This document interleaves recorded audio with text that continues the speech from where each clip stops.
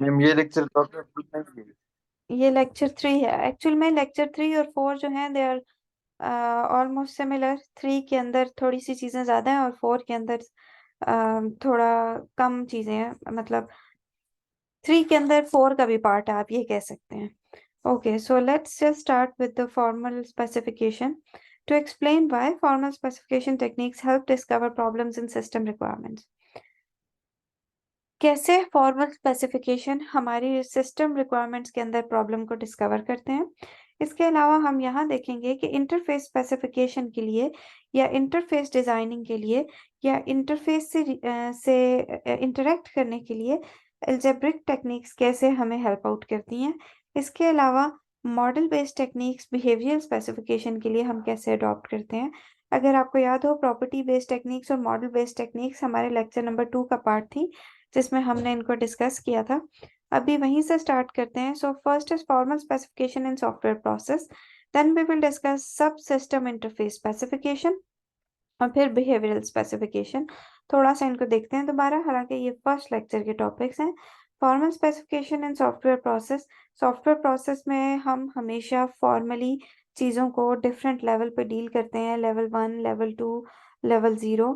तो अकॉर्डिंगली हर एक लेवल के अकॉर्डिंग हम सिस्टम को टेस्ट करते हैं और अपने अपने प्रोटोकॉल्स हैं जो हम यूज़ करते हैं। जैसे अगर हम लेवल 2 की बात करें तो उसमें हम मैथमेटिकल मॉडल और लॉजिकल रीजनिंग के थ्रू प्रूफ करते हैं, मैथमेटिकल थ्योरम्स के थ्रू प्रूफ करते हैं। इसके अलावा लेवल 1 में हम बेसिक लेवल की लॉजिकल रीजनिंग परफॉर्म करते हैं। और नॉर्मली लेवल 0 बिल्कुल बेसिक लेवल पे होता है, इसलिए उसमें हम थ्योरेटिकल टेक्स्ट के थ्रू रीजन करके सिस्टम्स को वेरीफाई करते हैं। कॉस्ट के हिसाब से हमने थोड़ा बहुत डिस्कस किया था कि लेवल 2 जो है, चूंकि टॉप मोस्ट लेवल होता है, ये काफ़ी एक्सपेंसिव होता है। लेवल 0 कम एक्सपेंसिव है, लेवल 1 उससे ज़्यादा एक्सपेंसिव और लेवल 2 सबसे ज़्यादा एक्सपेंसिव। अकॉर्डिंगली जो कॉस्ट के अलावा टाइम कंज्यूम करता है, वो भी हमारा लास्ट वाला लेवल बहुत कंज्यूम करता है और उसमें हमें मैथ्स की एक्सपर्टीज की ज़रूरत होती है। Now coming back towards the today's lecture, formal specification is a part of more general collection of techniques that are known as formal methods. इसके अंदर बहुत सारी टेक्निक्स हैं जिन टेक्निक्स को हम बोलते हैं कि दे आर फॉर्मल मेथड्स, और वो सब की सब मैथमेटिकल रिप्रेजेंटेशन या फिर सॉफ्टवेयर एनालिसिस के ऊपर बेस करती हैं। They are all dependent upon mathematical representation. जितनी स्ट्रॉन्ग लॉजिकल रीजनिंग आपकी होगी, उतना अच्छा आप फॉर्मली मेथड्स को या सिस्टम्स को वेरीफाई कर सकेंगे। What should it include? It should include formal specification, इसके अलावा specific analysis, specification analysis and proof, transformational development and program verification। इसको देखते हैं इनका मतलब क्या है। फॉर्मल स्पेसिफिकेशन का मतलब है कि कोई भी फॉर्मल मेथड है तो सबसे पहले उसकी रिक्वायरमेंट्स फॉर्मली प्रेजेंट जरूर होनी चाहिए, और फिर जो रिक्वायरमेंट्स हैं या जो सिस्टम की डिज़ाइन डिस्क्रिप्शंस हैं या जो सिस्टम की स्पेसिफिकेशंस हैं, उनके एनालिसिस और उनका प्रूफ होना चाहिए। यानी ऐसे एनालिसिस हों जिनको आप प्रूफ कर सकते हो, जो वेरीफाइड हों। और फिर हम फेज बाय फेज डेवलपमेंट करते हैं, जिस फेज बाय फेज डेवलपमेंट को हम नाम देते हैं ट्रांसफॉर्मेशनल डेवलपमेंट में भी।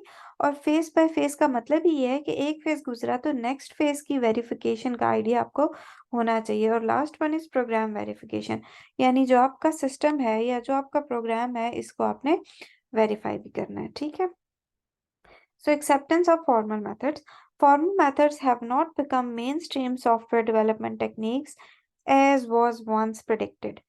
जैसा बहुत पहले सोचा जा रहा था कि ये एक बहुत ही इंपॉर्टेंट टेक्निक होनी चाहिए, हो जाएगी, या एक बहुत ज़रूरी अप्रोच हो जाएगी, ये उतनी पॉपुलर नहीं हुई। Have not become mainstream software development techniques as was once predicted.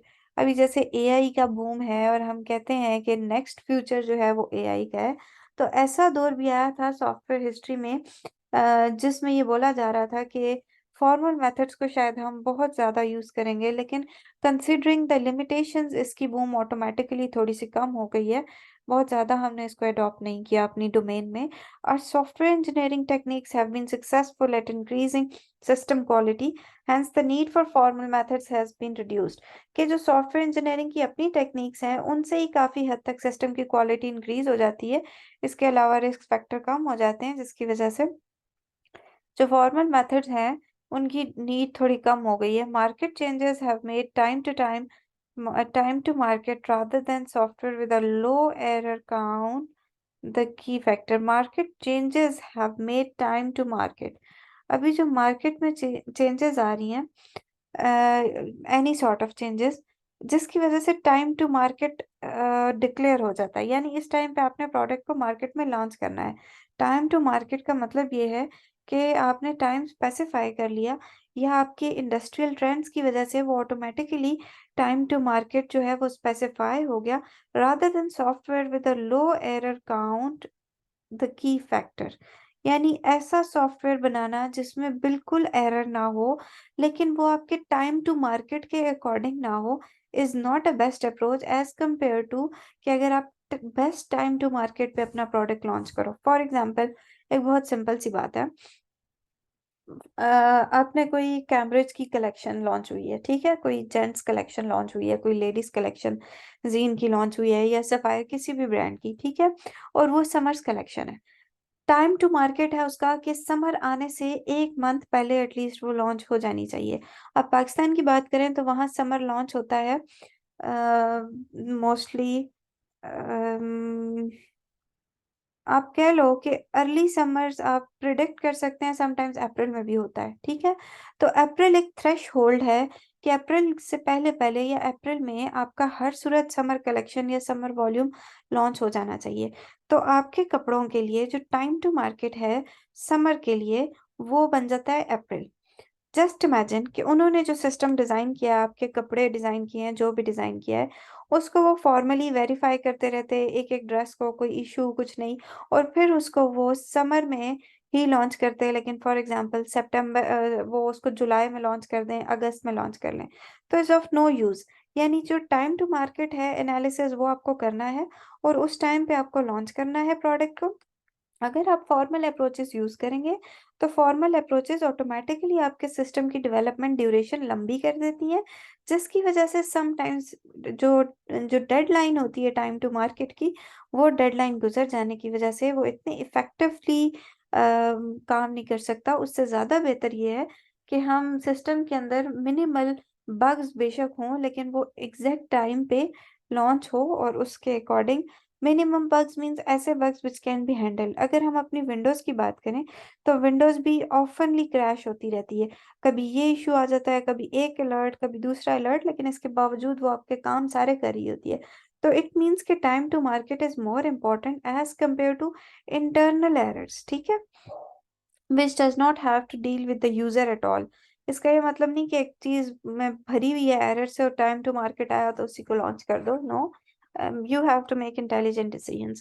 The scope of formal method is limited. They are not well suited to specifying and analyzing user interfaces and user interaction.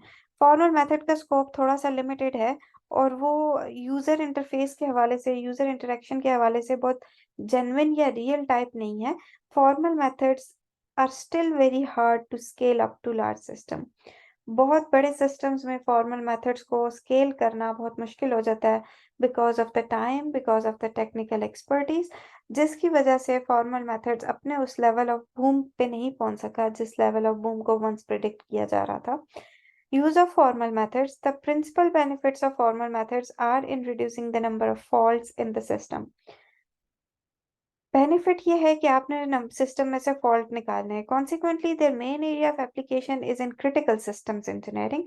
There have been several successful projects where formal methods have been used in this area. In this area, the use of formal methods is most likely to be cost effective because high system failure cost must be avoided. So again critical systems engineering के अंदर हम formal methods को use करते हैं, और वहाँ बहुत सारे सिस्टम्स ऐसे हैं जहाँ फॉर्मल मेथड्स को यूज किया गया है और सक्सेसफुल रिजल्ट्स लिए गए हैं। और ये इसलिए बेहतर है क्रिटिकल सिस्टम एनालिसिस में कि वहाँ पर आपके सिस्टम्स अनप्रिडिक्टेड होते हैं, एंड यू आर ऑफनली नॉट श्योर कि सिस्टम फेलियर अगर हो गया तो फिर उसकी जो कॉस्ट आएगी वो ज्यादा होगी या फॉर्मल मेथड की, ऑफ कोर्स ज्यादा होगी। अब क्रिटिकल सिस्टम इंजीनियरिंग कौन सी होती है? जिसमें मोस्टली हम एरोनॉटिकल प्रोडक्ट्स डिजाइन कर रहे होते हैं या रियल टाइम सिस्टम्स डिजाइन कर रहे होते हैं with huge level of risk. जैसे एयर मशीन्स होती हैं, जैसे एयरबोन्स होते हैं, या फिर जैसे एयरप्लेन्स होते हैं। इस तरह की जितनी भी मशीन्स जिनके अंदर रिस्क फैक्टर ज़्यादा होता है और वो रियल टाइम डिवाइसेस होती हैं, उनके अंदर फॉर्मल मेथड्स को अडॉप्ट किया गया है और उन्होंने बहुत अच्छा रिजल्ट भी दिया है। और ये हम तब अडॉप्ट करते हैं नॉर्मली नहीं अडॉप्ट किया जाता, क्योंकि अगर ये सिस्टम फेल हो गए तो इनकी जो कॉस्ट होती है इन टर्म्स ऑफ रिसोर्सेज या इन टर्म्स ऑफ डैमेज या इन टर्म्स ऑफ रिस्क वो बहुत ज़्यादा होती है, जिसकी वजह से formal methods have been very successful. Specification in software system, they are inextricably intermingled. They are mixed. Specification and design, they are totally mixed. We have to design the boundaries. Architectural design is essential to structure a specification and the specification process. We must have architectural design, क्योंकि वो limitations decide कर देता है system के अंदर, boundaries define कर देता है, limits define कर देता है. Formal specification are expressed in mathematical notation with precisely defined vocabulary, syntax and semantics. पहले हम जब पढ़ा करते थे विद मैथमेटिकल नोटेशन, तो आपके माइंड में जरूर आता होगा भाई किस तरह की मैथमेटिकल नोटेशन है जिसके थ्रू हम वोकेबलरी को या सिंटेक्स को या सिमेंटिक्स को रिप्रेजेंट करते हैं. यहाँ हमें हर चीज को मैथमेटिकली रिप्रेजेंट करना होता है. अभी आपने कुछ चीजें रिलेटेड टू लॉजिक देख ली हैं, कुछ और देखनी है, इससे आपको क्लियर हो जाएगा कि हम कैसे लॉजिकली इनको रिप्रेजेंट करते हैं. स्पेसिफिकेशन एंड डिजाइन में कुछ चीजें हैं जो कि प्री कंसिडर्ड होती हैं, जैसे फॉर एग्जांपल इसमें आप सबसे पहले यूजर रिक्वायरमेंट्स की डेफिनेशन, फिर उसके बाद सिस्टम रिक्वायरमेंट्स की स्पेसिफिकेशन, उसके बाद आप सिस्टम का आर्किटेक्चरल डिजाइन, फिर formal specification and then high level design. यानी ये सिर्फ स्पेसिफिकेशन और डिजाइन है और इनके दरमियान बहुत क्लियर बाउंड्रीज होनी चाहिए फॉर्मल मेथड्स अगर आपने यूज करना है तो. अगर आप यूज ना भी करें, अगर आपने यूज नहीं करना तो फिर इनके अंदर बहुत क्लियर बाउंड्रीज की जरूरत नहीं है. Now specification in the software process. अभी सॉफ्टवेयर प्रोसेस में क्या होता है कि नॉर्मली जब भी आपने स्पेसिफिकेशन की डिज़ाइन की है, सिस्टम की फॉर्मल स्पेसिफिकेशन, आर्किटेक्चरल डिज़ाइन, तो ये सारे फेजेस ऐसे हैं जो कि पैरेलल में भी हो रहे होते हैं. मतलब we don't need a sequential approach, ठीक है, या हमें स्पेसिफिकेशन और डिज़ाइन को सेपरेट करने की ज़रूरत नहीं होती. यहाँ देखें इन्होंने इतना स्पेसिफिकेशन के लिए रखा है और इतना जो है वो डिज़ाइन के लिए रखा है विथ प्योरली डिफाइंड कितना सा टाइम हमें किस पर्पस के लिए चाहिए. So same goes here. यहाँ पर सॉफ्टवेयर प्रोसेस में थोड़ा सा ओवरलैपिंग आता है, सीक्वेंस का प्रॉब्लम भी थोड़ा बहुत आता है, लेकिन मोस्ट इम्पॉर्टेंट चीज़ ये है कि there should be boundaries in specification and your design these boundaries. With the help of architectural design, we design these boundaries. Use of formal specification. Formal specification involves investing more effort in the early phases of software development. This reduces requirements error as it forces a detailed analysis of the requirements. Formal specification का use, it involves बहुत सारी effort लगाना software development के early system में. बहुत सारी effort हम लगा देते हैं और जिसकी वजह से एक सिस्टम का बहुत डिटेल्ड एनालिसिस हो जाता है, सिस्टम की रिक्वायरमेंट का एनालिसिस हो जाता है, बहुत डिटेल्ड आइडिया हो जाता है. इनकम्प्लीटनेस और इनकन्सिस्टेंसीज जो है वो पहले से हमें पता चल जाती हैं, हम पहले से उनको डील कर लेते हैं और जिसकी वजह से हमारा बहुत सारा टाइम बच जाता है रिक्वायरमेंट्स को फिक्स करने में या दोबारा से किसी हद तक किसी स्टेज पे पहुंच के उनके दोबारा काम करने में. और इन शॉर्ट हमारे प्रॉब्लम्स बहुत रिड्यूस हो जाते हैं. अगर हम कॉस्ट प्रोफाइल की बात करें तो cost profile with respect to project formal verification को अंदर डालने से काफ़ी इंक्रीज हो जाती है. So let's discuss how it gets increased. The use of formal specification means that the cost profile of a project changes. There are greater upfront costs as more time and effort are spent developing the specification. However, implementation and validation costs should be reduced as the specification process reduces error and ambiguities in the requirement. So, upfront cost बहुत सारी होती है, लेकिन वो upfront cost बाज़-औक़ात recover हो जाती है या वो कम हो जाती है अगर आपकी स्पेसिफिकेशन गलत हो जाए और आपको दोबारा से सिस्टम दोबारा बनाना पड़ जाए, फिर वो कॉस्ट काफ़ी ज़्यादा बन जाती है. However, implementation and validation costs should be reduced as the specification process reduces errors and ambiguities in the requirement. So, cost model को अगर आप देखें, ये एक ऐसा कॉस्ट मॉडल है जो कि with respect to design and अगर आप देखें स्पेसिफिकेशन पे, ये जो पार्ट है इसका, ये वाला पार्ट है जो हम डिस्कस करते हैं with respect to formal specification. ये डेवलपमेंट कॉस्ट है with respect to formal specification. Specification पे ये कॉस्ट आई है, डिज़ाइन एंड इम्प्लीमेंटेशन पे इसकी कॉस्ट ये है और वैलिडेशन पे ये ओवरऑल डेवलपमेंट कॉस्ट है। ठीक है, फॉर्मल स्पेसिफिकेशन के अंदर क्या होगा, ये हमारा ट्रेडिशनल प्रोसेस है। जैसे ट्रेडिशनल सॉफ्टवेयर इंजीनियरिंग है जिसमें स्पेसिफिकेशन पे कॉस्ट बहुत ही कम होती है, डिजाइन पे ज्यादा होती है और फिर वैलिडेशन पे काफी कॉस्ट होती है। डिजाइन फॉर्मल मेथड के अंदर भी कॉस्ट थोड़ी ज्यादा पड़ जाती है। क्यों? क्योंकि उसकी अपफ्रंट कॉस्ट बहुत ज्यादा है। यानी हम रिक्वायरमेंट्स को सबसे ज्यादा जो एवेल्युएट करते हैं वो स्पेसिफिकेशन और डिजाइन फेज पे करते हैं, जिसकी वजह से ऑटोमेटिकली वैलिडेशन की कॉस्ट कम है। अभी अगर आप इन दोनों को कंपेयर करें, ये सॉफ्टवेयर की एक कॉस्ट मॉडल है ट्रेडिशनल सॉफ्टवेयर डिजाइन का, और ये फॉर्मल मेथड्स के साथ सॉफ्टवेयर डिजाइन का एक कॉस्ट मॉडल है। इसमें स्पेसिफिकेशन पे कॉस्ट कम होती है, जबकि यहाँ अपफ्रंट कॉस्ट, फॉर्मल के केस में अपफ्रंट कॉस्ट बहुत ज्यादा होती है और फिर इवैल्यूएशन कॉस्ट या वैलिडेशन कॉस्ट जो लास्ट स्टेप है वो थोड़ी कम हो जाती है, क्योंकि शुरू में ही हम सिस्टम्स के अंदर से एरर्स या बग्स निकाल देते हैं। फिर स्पेसिफिकेशन टेक्निक्स दो तरह की होती हैं। एक होती है अलजेब्रिक, जैसे हम बहुत सारे ऑपरेटर्स मैथ्स के पढ़ रहे हैं। ठीक है, और फिर जो नेक्स्ट है वो है model based specification. Model based specification के अंदर दो चीजें आती हैं, या तो हम मैथमेटिकल कंस्ट्रक्ट्स यूज करते हैं और मैथमेटिकल कंस्ट्रक्ट्स में हम स्टेट मशीन्स यूज करेंगे, इसके अलावा सेट्स एंड सीक्वेंसेस यूज करेंगे। दूसरा ऑप्शन हमारे पास बिल्ट इन लैंग्वेज यूज करने का होता है, जैसे एक लैंग्वेज है VDM, वियाना डेवलपमेंट सिस्टम। ठीक है, तो वो VDM SL या VDM प्लस प्लस, इस तरह की हम लैंग्वेजेस यूज करते हैं, जिसकी वजह से हमारी स्पेसिफिकेशन आसान हो जाती है। या तो आप अलजेब्रिक यूज करोगे या मॉडल बेस यूज करोगे। तो फॉर्मल स्पेसिफिकेशन लैंग्वेज यहाँ पर डिस्कस हुई हुई है। ये देखिए बहुत सारी लैंग्वेजेस हैं। अल्जेब्रिक लैंग्वेज होगी तो लार्ज लैंग्वेज होगी, ये ओबीजे ऑब्ज लैंग्वेज होगी। लार्ज या ओबीजे लैंग्वेजेस हैं अल्जेब्रिक के लिए। और इसी तरह जो मॉडल बेस्ड है उसके लिए हम चूंकि सिक्वेंशियल सिस्टम्स को प्रेफर करते हैं, तो सिक्वेंशियल सिस्टम में जेड, आपको याद होगा जेड स्पेसिफिकेशन हमने थोड़ी बहुत डिस्कस की थी इंट्रोडक्टरी लेक्चर में। VDM और VDM प्लस प्लस को हमने देखा था, और एक है B, VDM, VDM plus plus, VDM SL, ये सारी एक ही VDM के वेरिएंट्स हैं। ठीक है, तो मॉडल बेस में हमारे पास Z अवेलेबल है, Z के अलावा VDM अवेलेबल है और B अवेलेबल है। अलजेब्रिक में हमारे पास लार्ज अवेलेबल है और लार्ज के अलावा OBJ अवेलेबल है। तो Z स्पेसिफिकेशन अभी थोड़ी शायद यहाँ आगे नेक्स्ट एक स्लाइड में होगी थोड़ी बहुत, उसको हम देखते हैं। बाकी VDM को हम by the end of subject इंशाल्लाह जरूर, वो एक लैंग्वेज है जो हमने पढ़नी है। Interface specification, large systems are decomposed into subsystems with well defined interfaces. सबसे पहला स्टेप इंटरफेस स्पेसिफिकेशन में, बड़े सिस्टम को हम सब सिस्टम्स में या सब इंटरफेसेस में या सब पार्ट्स में डिवाइड करते हैं।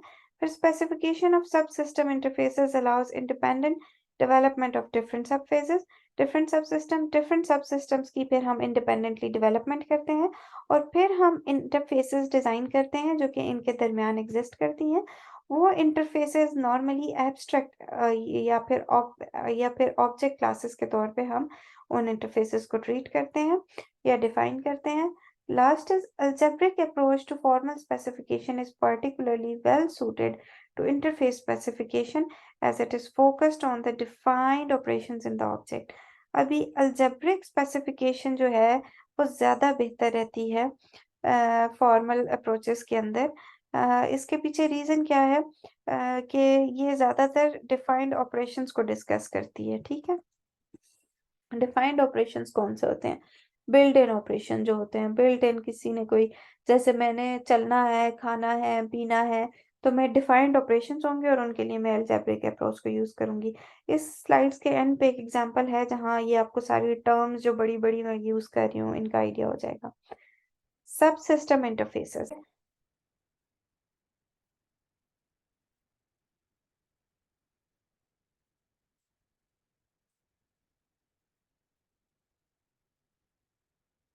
सब सिस्टम इंटरफेसेस में आपने सिस्टम को छोटे छोटे सिस्टम्स में डिवाइड किया है, और फिर छोटे सिस्टम्स में डिवाइड करने के बाद एक दूसरे से इंटरैक्ट करने के लिए आपने इंटरफेस ऑब्जेक्ट्स बनाए हैं। अब ये जो इंटरफेस ऑब्जेक्ट्स आपने बनाए हैं, ये एक्चुअल में सब सिस्टम्स के को एक दूसरे के साथ रिलेट करवाते हैं, कम्युनिकेट करवाते हैं और प्रोसेसेस हैंडल करते हैं। अच्छा, अभी अलजेब्रिक स्पेसिफिकेशन की बारी आ गई। अलजेब्रिक स्पेसिफिकेशन, इसमें ये एक लाइन काफी कॉम्प्लिकेटेड थी जिसमें ये बोला हुआ था कि अलजेब्रिक अप्रोच जो है वो फॉर्मल स्पेसिफिकेशन के लिए ज्यादा बेहतर होती है, क्योंकि इसमें डिफाइंड ऑपरेशंस होते हैं किसी भी चीज के। तो अभी देखते हैं भाई ये डिफाइंड ऑपरेशंस को कैसे डिस्कस कर रहे हैं, ठीक है।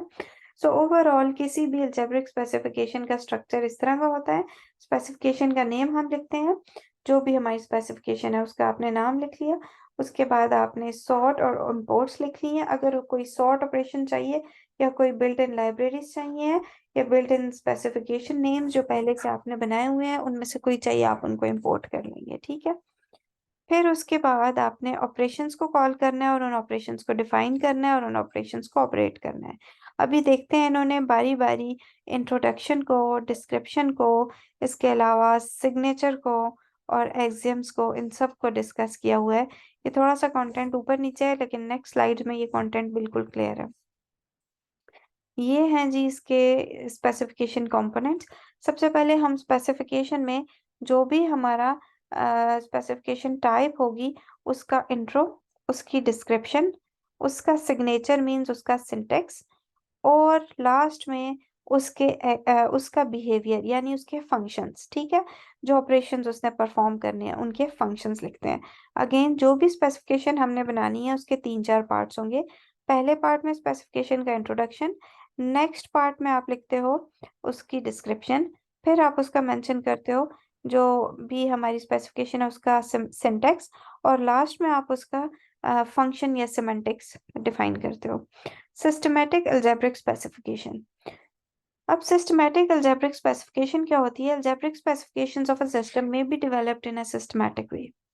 सबसे पहले स्पेसिफिकेशन स्ट्रक्चरिंग, फिर स्पेसिफिकेशन नेमिंग, फिर आपने स्पेसिफिकेशन को ऑपरेशन को सिलेक्ट करना है, इनफॉर्मल ऑपरेशन स्पेसिफाई करना है, सिंटेक्स डिफाइन करना है और बिहेवियर डिफाइन करना है, एक्सियम डिफाइन करना है, ठीक है, एक्सियम।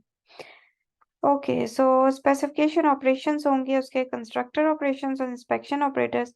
कंस्ट्रक्शन ऑपरेटर्स वो होते हैं जिस जो आपको ये बताते हैं कि कौन कौन से ऑपरेटर्स आप डिफाइन कर सकते हो, और इंस्पेक्शंस वो होते हैं जो आपको ये बताते हैं कि कौन कौन सी स्पेसिफिकेशन के ऊपर एंटिटीज आपने इवेलुएट करनी है, किन किन जगहों पर कैसे इवेलुएट करनी है, उसका बिहेवियर कैसे चेक करना है, उसके बिहेवियर को वेरीफाई कैसे करना है। सो यहाँ पर एक एग्जांपल है operations on a list ADT. उसके जो ऑपरेशंस हैं वो सबसे पहले एक होगा क्रिएट करना, कंस्ट्रक्ट करना और फिर टेल। जो उसके ऑपरेशंस होंगे वो ऑपरेशंस उसके होंगे कंस्ट्रक्टर ऑपरेटर्स और ऑपरेशंस, और ये हैं इंस्पेक्शन ऑपरेटर्स। एक्सपेक्शन में आप उसकी हेड और लेंथ को इवेलुएट करोगे।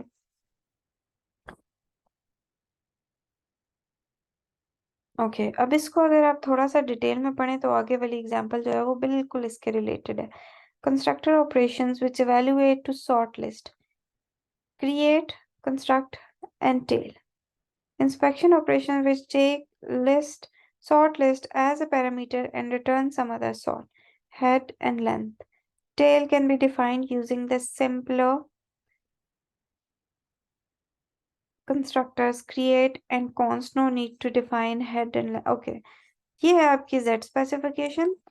Z specification एक ऐसी लैंग्वेज है जो कि अल्जेब्रिक लैंग्वेज है, और उसमें आपने ये सारे जैसे जैसे टेक्स्ट यहाँ डिफाइन था कि हम क्रिएट करेंगे, फिर उसके बाद कंस्ट्रक्ट करेंगे लिस्ट और एलिमेंट को, हेड को देखेंगे और लेंथ उसकी डिफाइन करेंगे, और हर एक की रिटर्न टाइप आपने स्पेसिफाई किया।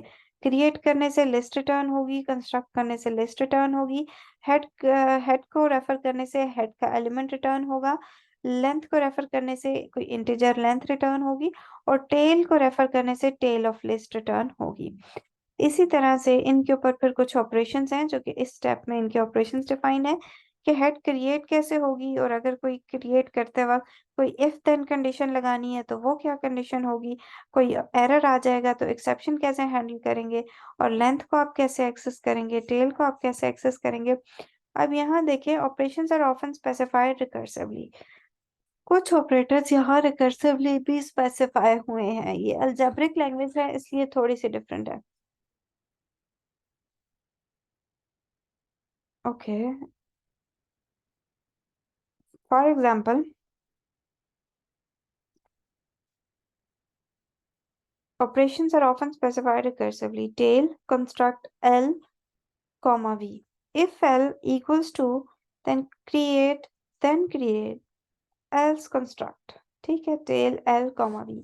अभी इसने रिकर्सिव कॉल किया है कि अगर L है तो क्रिएट करो, then create, again create, else construct. ठीक है, जब तक वो है टेल, जब तक आपका इसके अंदर एलिमेंट है तो उसको क्रिएट करते जाओ, और अदरवाइज जब ये खत्म हो जाएगा तो फिर आपने कंस्ट्रक्ट करना है टेल को। ठीक है, यानी आपने एलिमेंट्स को पॉपुलेट करना है और करते रहना है उस वक्त तक जब तक टेल नहीं आती।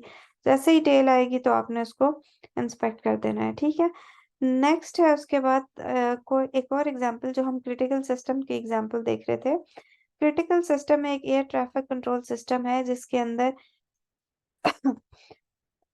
अंदर एयरक्राफ्ट फ्लाई कर रहा है by using different sectors. Her sector के अंदर बहुत नंबर ऑफ एयरक्राफ्ट्स हैं, बट सेफ्टी रीजंस के लिए हमने उन सबको सेपरेट किया है। In this example a simple vertical separation of 300 meters is proposed। और अगर उनमें से कोई भी ओवरऑल एग्जांपल ये है कि हम इंटरफेस स्पेसिफाई करें क्रिटिकल सिस्टम में, जिसमें एक एयर स्पेस है जिसके अंदर बहुत सारे सेक्टर्स हैं और हर सेक्टर के अंदर बहुत सारे एयरक्राफ्ट्स हैं, और उन क्राफ्ट्स ने मूव अराउंड करना है, और हर एक एयरक्राफ्ट को एक वर्टिकल सेपरेशन दी गई है 300 मीटर्स की। और अगर वो एयरक्राफ्ट उस 300 मीटर की वर्टिकल सेपरेशन से बाहर आएगा तो कंट्रोलर को इन्फॉर्म किया जाएगा। अब उस पर्पस के लिए सेक्टर ऑब्जेक्ट है और उसके कुछ रूल्स लिखे गए हैं, एंटर, लीव, मूव और लुकअप। एंटर का मतलब है जैसे ही एयरक्राफ्ट उसके अंदर एंटर होगा, कंट्रोल्ड स्पेस के अंदर एंटर होगा। लीव का मतलब है जैसे ही उस स्पेस से बाहर जाएगा एयरक्राफ्ट तो हम लीव फंक्शन को कॉल करेंगे। उसके बाद है मूव, जैसे मूव कर रहा होगा एक हाइट से दूसरी हाइट की तरफ, उसको आप करोगे मूव। लुकअप का मतलब है कि कोई भी आपका एयरक्राफ्ट है उसको आपने चेक करना है वो किस वक्त किस जगह पे इस वक्त मौजूद है। आप लुक अप कर रहे हो, आप देख रहे हो वो कितनी हाइट पे या किस पोजीशन पे या किन XY पैरामीटर्स पे इस वक्त मौजूद है, आप लुक अप कर रहे हो। अब इसके अंदर कुछ प्रिमिटिव ऑपरेशंस हैं, वो कौन कौन से हैं? क्रिएट करना, पुट करना, इन स्पेस देखना और फिर ऑक्युपाई करना। क्रिएट मीन्स आपने एक सेक्टर को क्रिएट कर लिया या उसका एक इंस्टेंस बना लिया। पुट करना मीन्स आपने एयरक्राफ्ट को उसके अंदर ऐड कर दिया है स्पेस के अंदर। ठीक है, जो आपने जो सेक्टर क्रिएट किया था उसके अंदर आपने उसको पुट कर दिया है। नेक्स्ट इज आपने इन स्पेस डिटरमिन करना कि क्या आपका एयरक्राफ्ट उस सेक्टर के अंदर मौजूद है या नहीं। ऑक्युपाइड का मतलब है एक हाइट आप उसको प्रोवाइड करो और फिर देखो कि आपका जो है एक्चुअल में जो आपका एयरक्राफ्ट वो उसी हाइट के अंदर मौजूद है या नहीं। ठीक है, तो ये फिर अगेन सेक्टर स्पेसिफिकेशन है। इनको अगर हम डिटेल में डिस्कस करने लग जाएं तो ये काफी डिटेल भी है, लेकिन बेहतर ये है कि बहुत डिटेल में ना देखें।